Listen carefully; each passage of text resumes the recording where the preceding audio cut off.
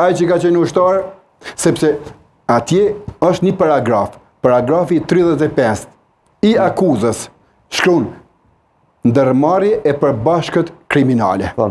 Nga komandanti ose shtabi i përgjithshëm atje, dete ushtari i fundit. A do të pranojnë gjithë ata ushtarë që kanë qenë kriminal? Në paragraf shkruan edhe brigada, edhe njësiti, edhe shtabi, edhe ushtari, gjithë. Ju pak ditë më herët keni qenë së bashku me zotin Zeqiri, keni qenë në vizitë. Po, ishim atje. Në Hag, si ishin shokët tuaj, bashkëluftarët? Qërë ata kanë besimin, ata besojnë në drejtësi. Po? Po, ne japim vullnet atyre. Ne japim shpresë.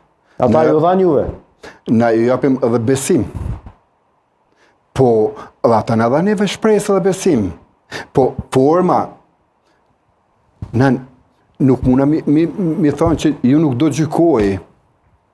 Ne i themi që na besojmë që ky proces do të përfundoj pozitivisht. Sepse ne e dim që s'kena bo krime. Ne e dim që nuk kena luftu kundër popullit serb. Ne kena luftu kundër ushtrisë, policisë, administratës, po shtetit serb të instaluar në Kosovë. Prandaj ne kena luftu kundër shtetit serb. Kush ka qenë kundër shtetit serb? Të gjithë kanë luftu. Se ata kanë qenë për me majtë pushtu në Kosovën. Cila është arsye? Për shka i kena kap armët na? Kena kap armët me çliru Kosovën, me luftu. Kundër Serbisë, si shtetë. Prandaj edhe kena luftu. E kena çliru Kosovën. Me ata që na kanë ndihmu. Edhe nuk lejojmë askush mu na prek lirin tonë. Për juve vetëm pak shkurtimisht si ishte eksperienca e Hagës? Po, na presim... Nuk keni për si ishin ata nga këndvështrimi juaj? Po ata presin edhe ata ditë mira dhe ne presim ditë mira, kështu që të shohim ky veti 2025 do të jetë, unë po besoj pak më mirë se sa na iti, që nuk do të ketë nevojë për revoltas për kurrë, sepse ata do të lirojnë dhe do të vinë në Kosovën e lirë, do të bashkohen Kosovës. Kjo është e mira që do të ndodhë, sepse akuza ndaj tyre do të binë.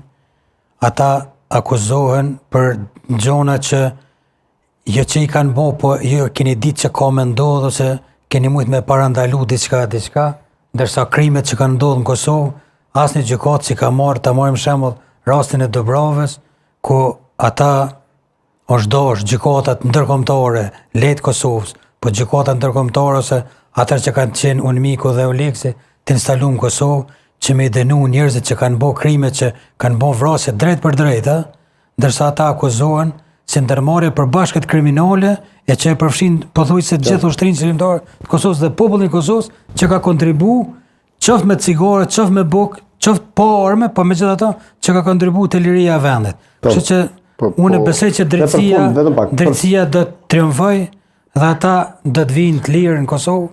Ne jemi për me ardë drejtësia, ne jemi për drejtësia, s'kush s'është kundër drejtësisë.